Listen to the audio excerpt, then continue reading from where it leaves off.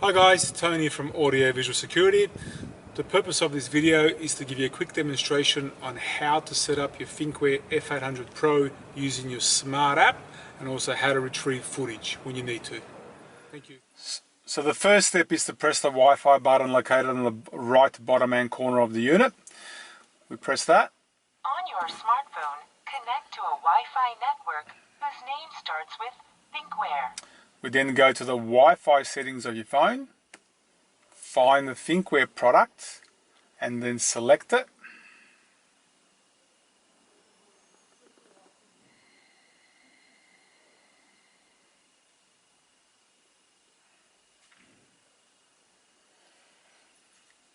And because I've already connected to it, it's not asking me for a password. When it asks you for a password, it's just basically 1 to 9, which means 1, 2, 3, 4, 5, 6, 7, 8, 9. Join the network. Once you've seen a tick saying it's connected, then and then only do you go to the app on the phone, which is the Thinkware Cloud app.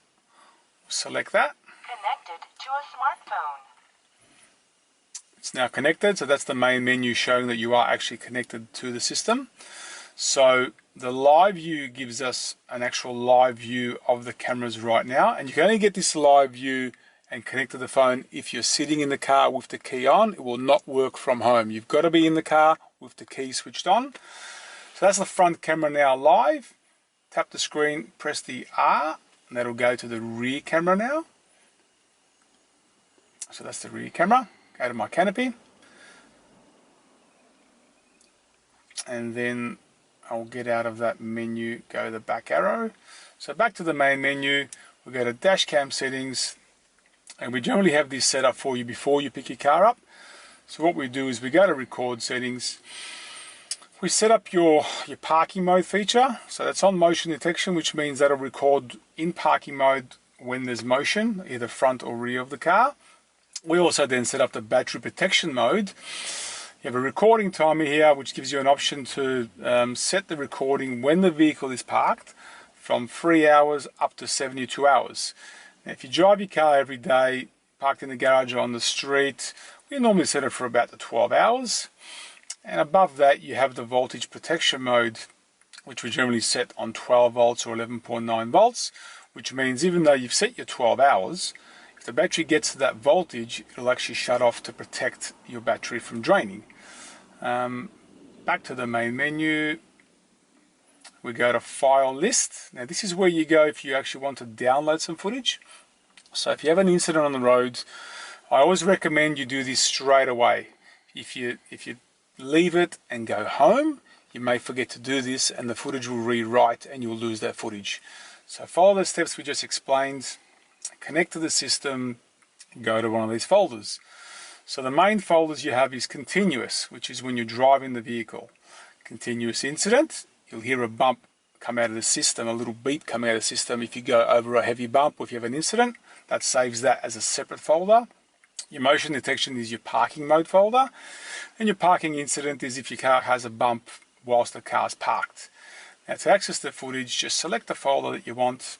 So these are all the recordings it's saved so far. And they're recorded in 1 minute increments. So first things first, you look for the footage that you want by tapping it.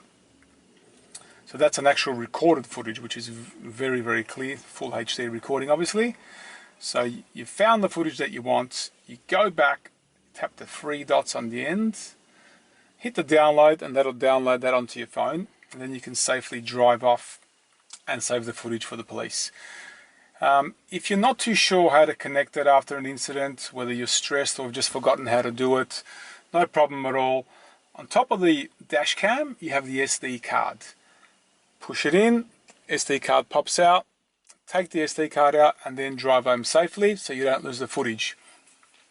When we install the unit, we put all the accessories that come with the unit, including the instruction manual, in your glove box. A couple of accessories are the unit takes a micro SD card, so in the pack you get a micro SD card to a large SD card converter, along with a micro SD card to a USB converter. So this means when you get home, you can put the SD card in one of those converters into your laptop and view the footage on your laptop, which you'll see the video, your time, the date, speed you were doing, and the location of the video. You've got that saved on your phone, or you can save it on your computer and pass it on to the police or insurance company if need be. I'm going to disconnect from the dash cam. Disconnected from a smartphone. And you're out. So if you've got any further questions, I'm available in the shop 5 days a week, Monday to Friday from 8 to 5.